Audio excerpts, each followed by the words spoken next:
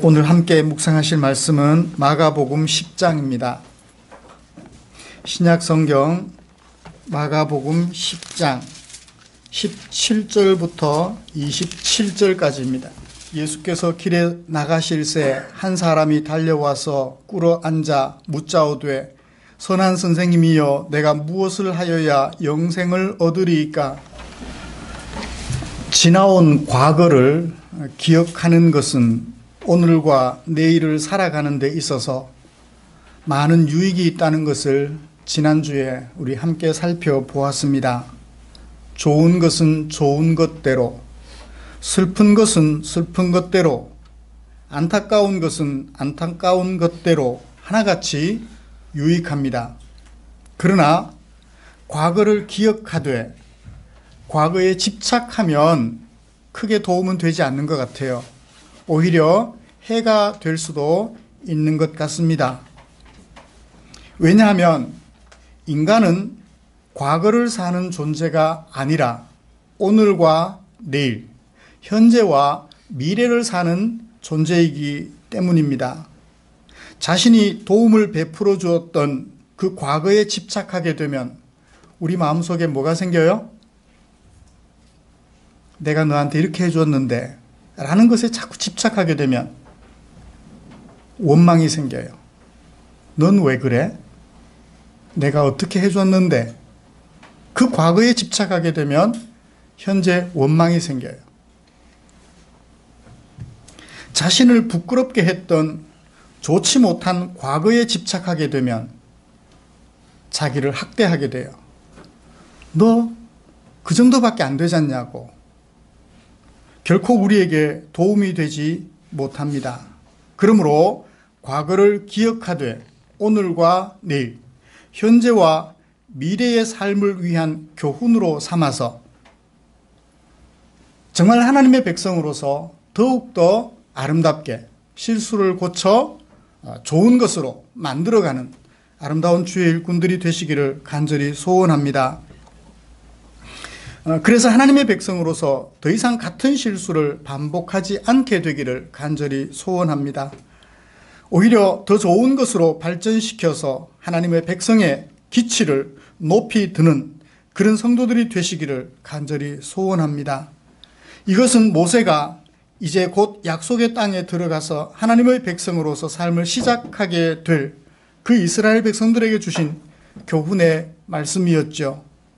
오늘도 지나온 한 주간을 돌아보며 하나님의 백성으로서 자신의 모습을 가다듬으려고, 그래서 현재와 미래를 아름다운 삶으로 만들어 가려고 여기 이 자리에 모인 우리를 위하여 하나님께서는 마가복음 10장 17절부터 27절까지 말씀을 주셨습니다. 저는 이 본문을 가지고 영생을 얻으려면 이라는 제목으로 설교하고자 합니다.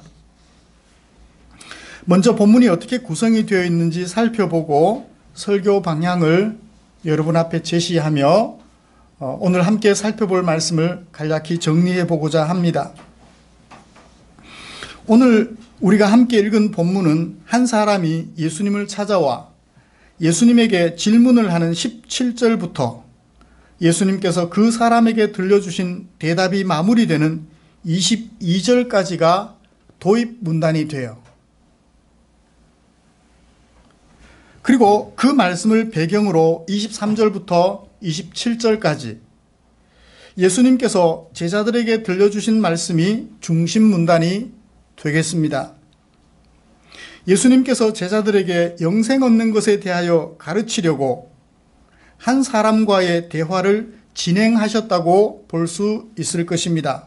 또 거꾸로 예수님께서는 한 사람과의 대화를 활용하여서 제자들에게 영생 얻는 길에 대하여 설교하려 하셨던 것으로 보아도 큰 문제가 없을 것 같습니다.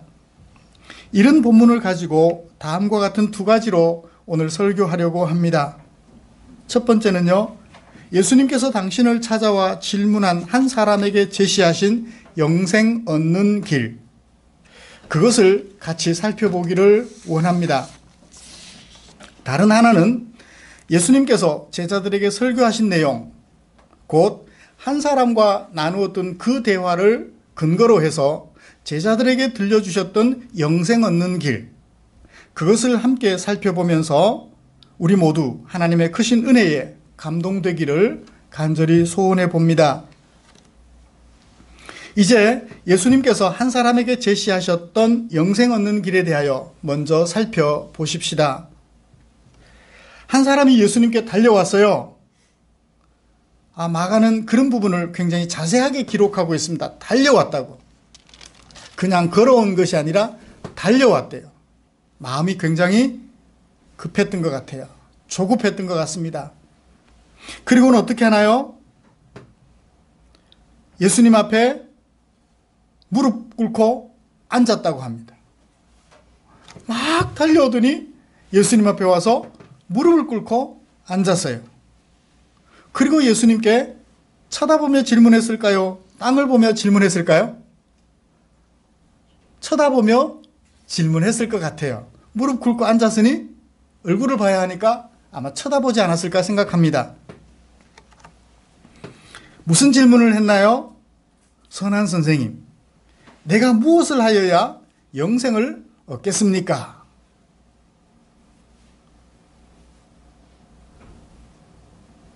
이 말을 조금 다르게 제가 번역을 해볼게요. 비슷합니다만 강조점이 좀 다르게 되어 있습니다.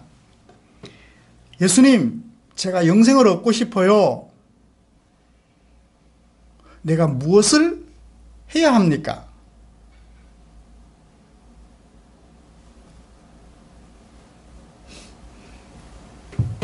내가 영생을 얻고 싶은데 무엇을 해야 합니까?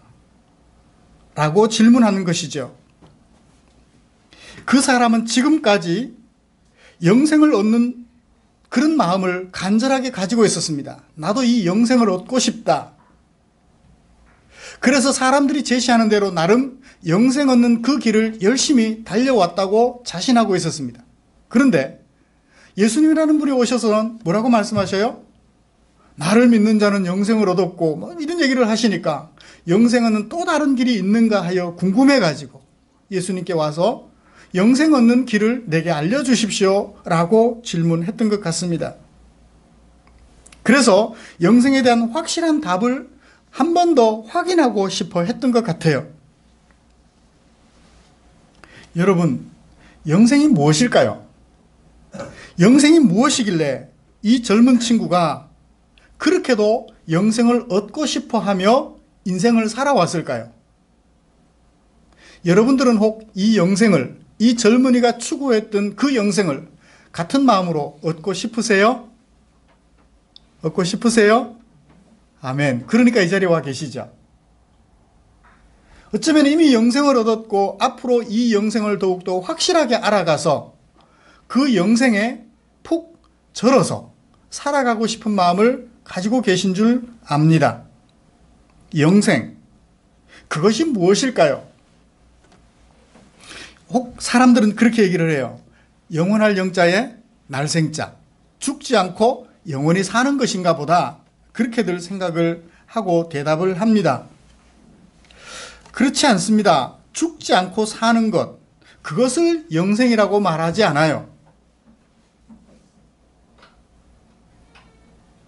영생이란 창조주이시며 천하의 주인이 되시는 하나님의 아들로서 신분을 회복하며 그리고 하나님의 백성으로 하나님과 교제하며 살아가게 되는 것, 그것을 뭐라고요?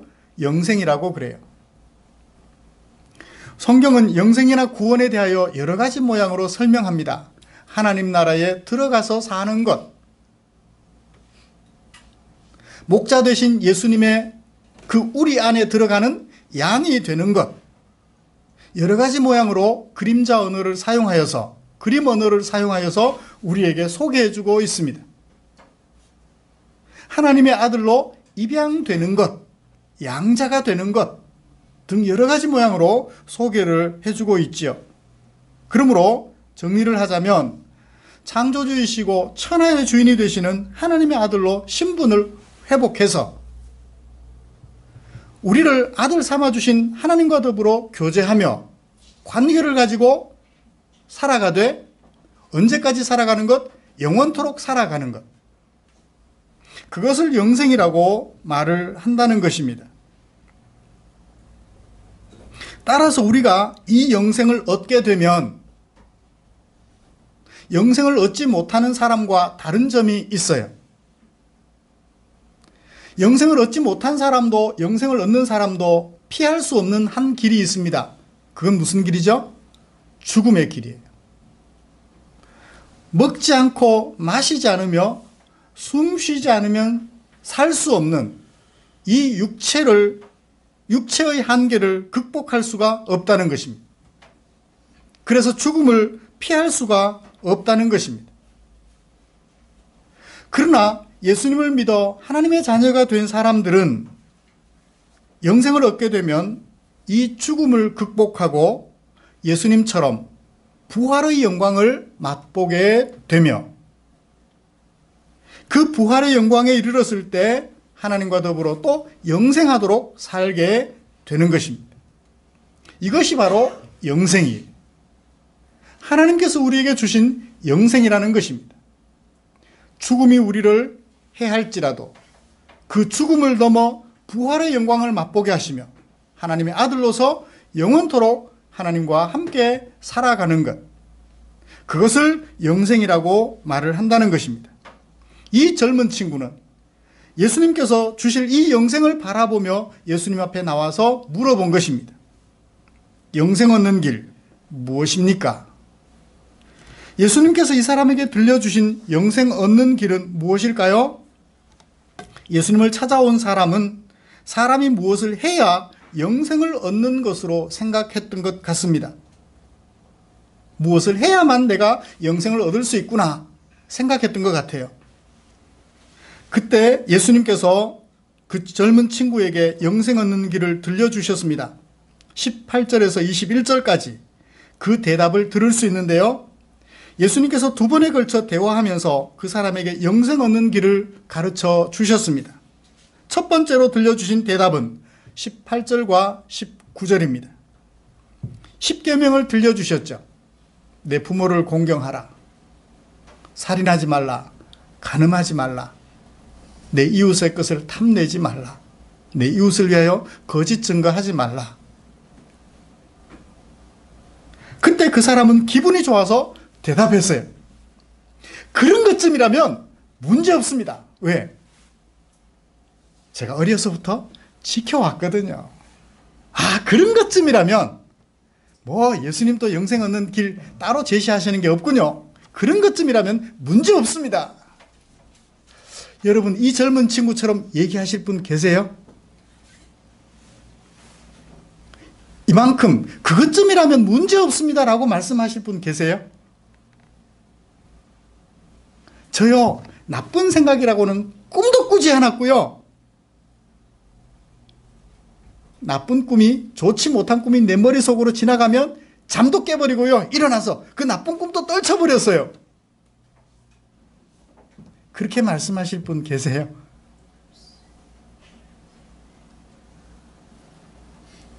이 친구는 그렇게 말을 해요. 그런 것쯤이라면 문제 없습니다. 그때 예수님께서 그를 보셨어요. 정말 진실해 보였습니다. 정말 남의 것을 도둑질하지 않았고 거짓말하지 않았으며 살아온 것 같아요. 그래서 그에게 어떤 마음이 생겼나요? 마가가 아주 자세하게 형용사로 우리에게 잘 표현해 주는 것이 있습니다. 뭐 해서? 사랑하는 마음이 들었대요. 정말 그 속에 진실함이 보였다는 것입니다. 그래서 사랑하는 마음을 가지셨어요. 그리고 두 번째 대답을 들려주셨습니다.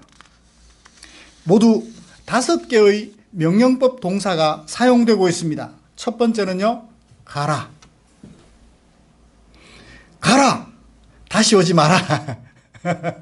그렇게 말하려고 가라 하셨을까요? 아니에요. 가라! 그리고 다시 오라고 얘기를 하신 거예요. 왜 가서 다시 오라고 했을까요? 보셔요. 명령법 동사 5가지를 다 한번 살펴볼까요? 가라. 그리고 다 팔아라. 다 팔아라. 세 번째, 주라.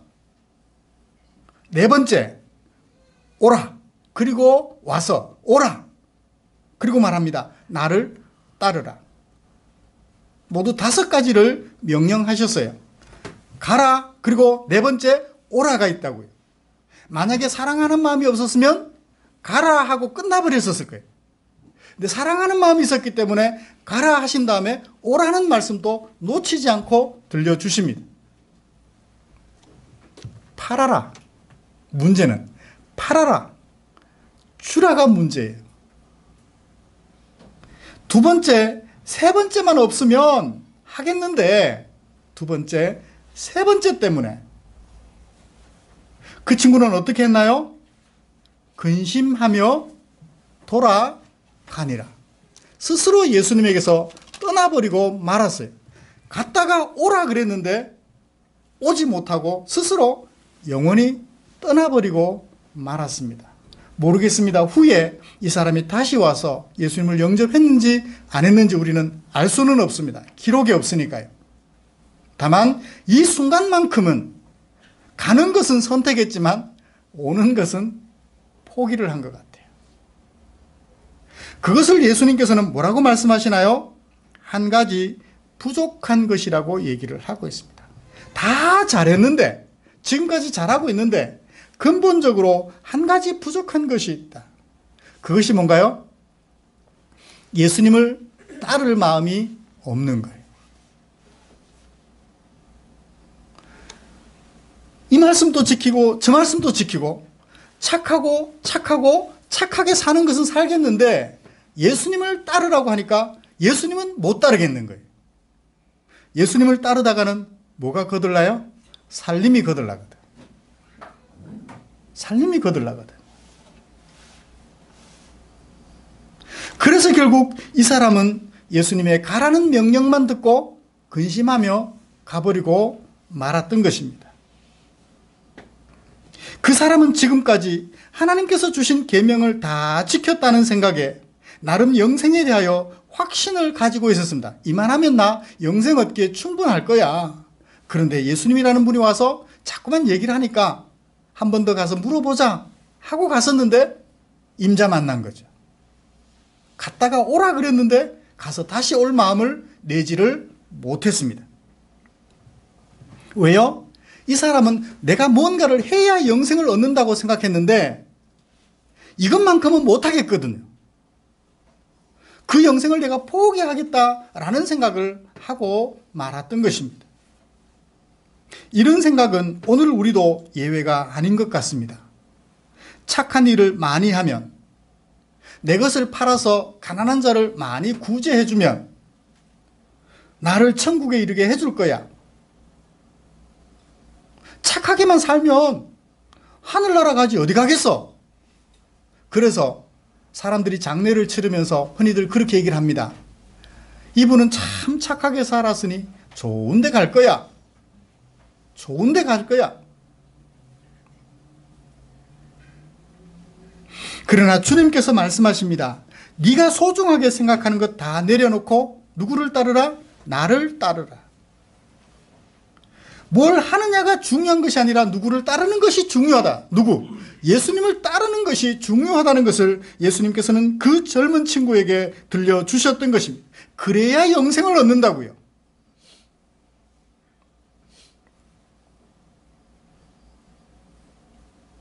예수님께서 일찍이 산상수훈을 통하여 제자들에게 들려주신 말씀이 있어요. 살인하지 말라. 너희들 계명 지켰다고 생각하니? 뭐 하기만 해도 살인한 거라고요? 미워하기만 해도 살인한 거라고요. 미워하기만 해도 살인한 거라고.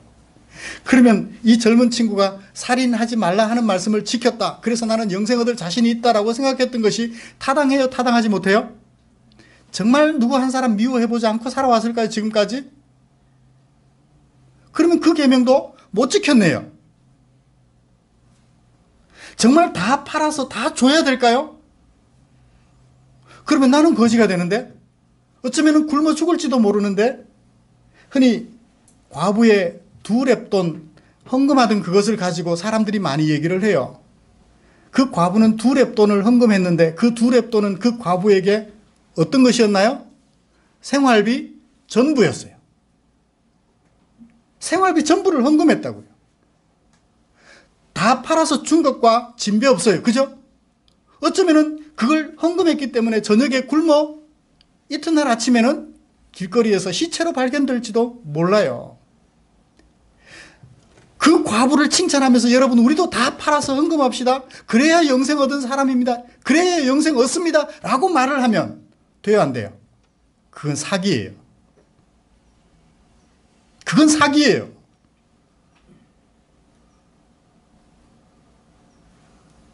누구를 따르라고 하셨죠? 예수님을 따르라 했어요. 그러면 재산 다 팔아서 따라야 된다면, 다 팔아서 주고 따라야 된다면 미워하지 말고 따라야죠. 그것도 또한 마찬가지 뭘 해야 영생을 얻는 것이 된다고요. 다 팔아서 주어야 비로소 영생 얻는다고 말을 하면 그것 또한 마찬가지 무엇을 해야 영생을 얻는 것이 돼요. 예수님께서는 무엇을 해야 영생을 얻는다고 말씀하지 않습니다. 뭘 해야 영생을 얻는다고요? 나를 따라야 한다고요. 예수님을 따르기만 하면 영생을 얻는다고 예수님께서는 우리에게 분명하게 제시해 주셨습니다. 살인 안 했다고 영생 얻는 것이 아니에요. 재산 다 팔아서 가난한 사람 나눠줬다고 영생 얻는 것 아니라는 얘기입니다. 우리는 분명하게 알아야 돼요.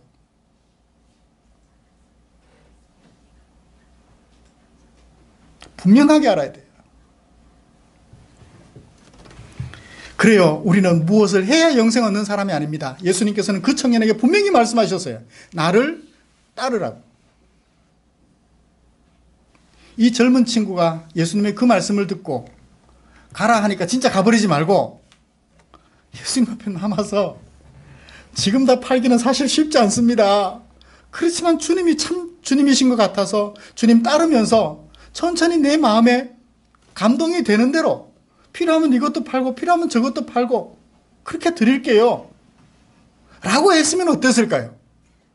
예수님 따르는 것 내던져버린 거예요. 뭐 때문에? 재산 때문에. 재산이냐 예수님이냐를 선택함에 있어서 예수님을 포기하고 말았던 거죠. 그래요. 형제를 좀 미워할 수도 있죠. 그렇죠? 좀 엉뚱한 생각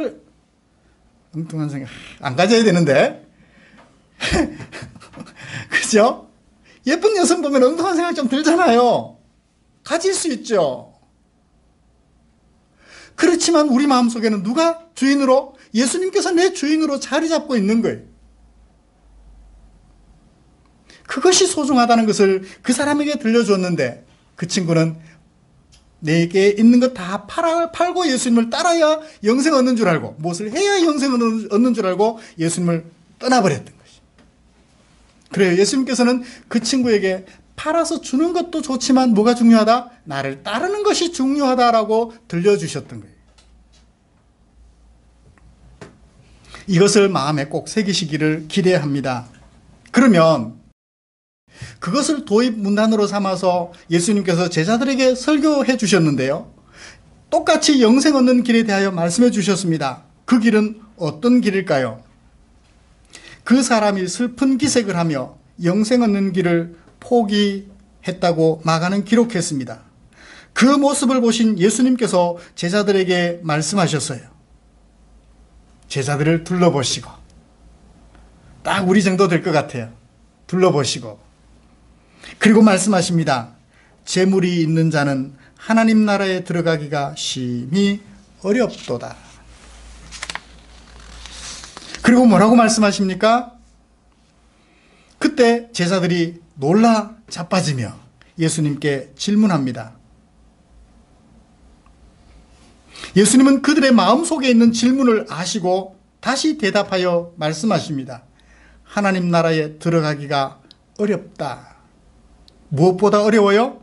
하나님 나라에 들어가기가 낙타가 바늘귀로 들어가는 것보다 부자가 하나님 나라에 들어가는 것이 어렵다.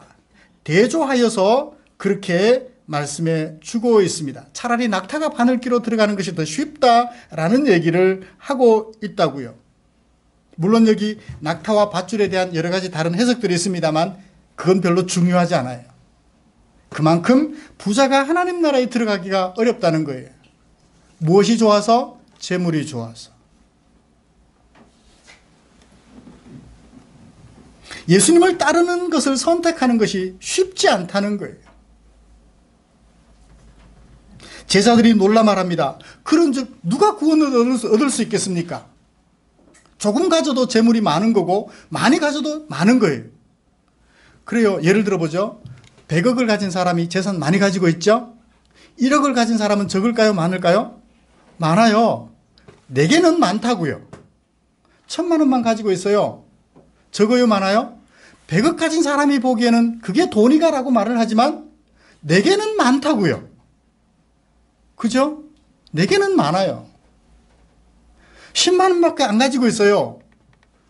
100억을 가진 사람에게는 작지만 10만 원을 가지고 있는 사람에게는 커요. 그게 새로운 생활을 시작하기 위한 미천이 될 수 있거든요. 뭐만 가져도 감사해요? 건강한 몸만 가져도 감사해요. 남의 집에 가서 일을 해도 먹고 사는 건 지장 없잖아요. 지장 없잖아요. 그러므로 우리는 작게 가져도 부자예요.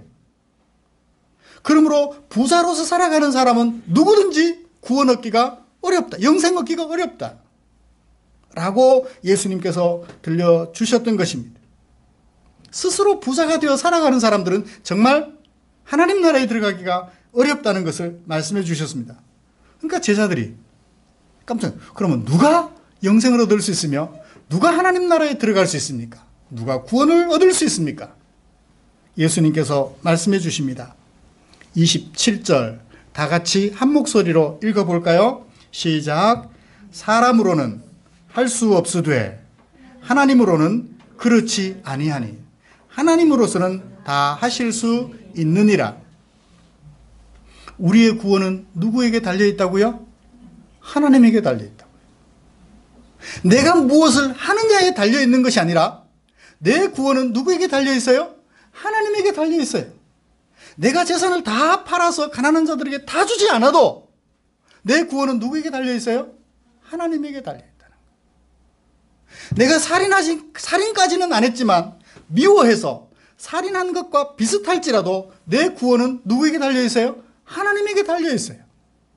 내가 무엇을 했느냐에 달려있지 않다는 거예요. 사람들은 자기가 한 일에 구원의 근거를 참 많이 둡니다. 내가 이만큼 했으니까 나는 구원 받았을 거야. 나는 이 정도 했으니까 구원 받았을 거야. 착각이에요. 우리의 구원은 누구의 손에 달려 있어요? 하나님의 손에 달려 있다고요. 내가 하나님의 아들로서 신분을 회복하는 것은 내 손에 달려 있고 내 입에 달려 있는 것이 아니라 내 생각 속에 달려 있는 것이 아니라 주님의 능력에 달려 있다고요. 극단적인 예를 들죠. 죽은 사람이 어떻게 살아날 수 있어요? 스스로는 살 수 없습니다. 죽은 사람이 말입니다. 누가 살려줘야죠. 우리가 사는 것은 누구의 손에 달려 있다고요? 하나님의 손에 달려 있다. 내 마음이 아무리 악할지라도 나를 당신의 아들로 신분을 회복하시는 것은 하나님의 손에 달려 있어요. 그러니까 우리의 구원은 하나님의 뭐예요? 선물이에요. 은혜예요. 그러니까 우리의 마음속에 구원받았다는 사실 때문에 뭐가 솟아나요? 감사가 솟아나는 것입니다. 감사가 솟아나는 거예요. 나 같은 죄인을 주님이 살려주셨군요. 아나니아와 삽비라처럼 다 팔아서 다 드리라고 했는데 일부는 감추고 일부만 드렸어요. 그래도 주님 앞에 엎드려 하나님을 아버지라 부를 수 있는 것은 누구의 은혜예요? 하나님의 은혜예요. 오늘 또 오면서 내 앞에 깔짝깔짝거리며 차선 끼어들기를 하는 그 사람에게 입에 담을 수 없는 저주를 퍼부었어요. 그럼에도 불구하고 내게 하나님의 아들이 되는 은혜를 허락하신 것은 누구예요? 하나님이세요. 사람으로서는 그 행동으로 구원 얻을 길이 없지만 우리 하나님은 우리를 구원해 주신다는 것입니다. 그러므로 우리의 구원은 하나님의 은혜의 선물이다. 말씀을 마치겠습니다. 사랑하는 성도 여러분, 우리의 구원은 전적인 하나님의 은혜입니다. 우리가 영생을 얻는 것은, 우리가 하나님 나라에 들어가는 것은 우리가 착한 일을 많이 해서가 아니라 하나님의 은혜의 선물임을 마음속 깊이 새기시기를 기대합니다. 그 은혜가 감사하죠? 그러면 우리 마음속에 어떤 마음이 생겨요? 나쁜 짓 하려고 하다가도 그런 내게 은혜를 베푸신 하나님 보고 계시는데, 내게 이런 은혜를 베푸신 하나님이 이것을 하기 원하시는데, 전에 같으면 생각도 못할 일을 어떻게 해요? 이제는 하고 싶어지는 거예요.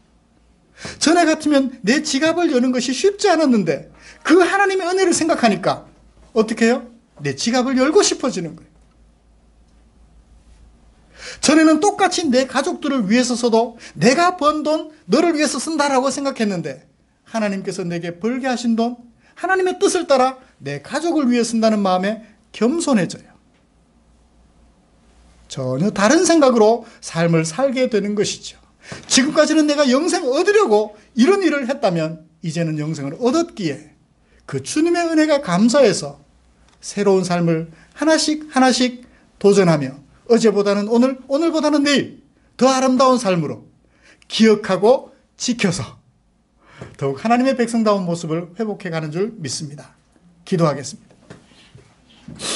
하나님 아버지, 고맙습니다. 우리에게 허락하신 당신의 은혜 가슴에 새기며 귀한 말씀 살펴보았습니다.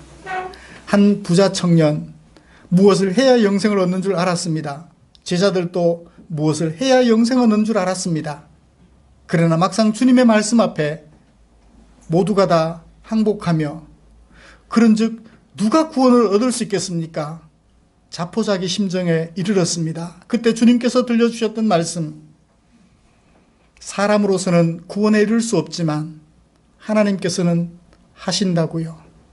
하나님께서 우리에게 허락해 주신 이 은혜의 선물, 구원, 영생을 마음속에 받아 감사하면서 앞으로 우리의 삶을, 과거를 기억하되 잘못된 것은 하나님의 말씀을 따라 고치고 잘했던 것은 더욱 하나님의 말씀을 따라 발전시켜서 하나님의 백성다움을 점차 더 많이 회복해가는 아름다운 주의 종들 되도록 은혜 내려 주시옵소서. 감사와 찬송을 주께 드리며 예수님의 이름으로 기도드리옵나이다. 아멘.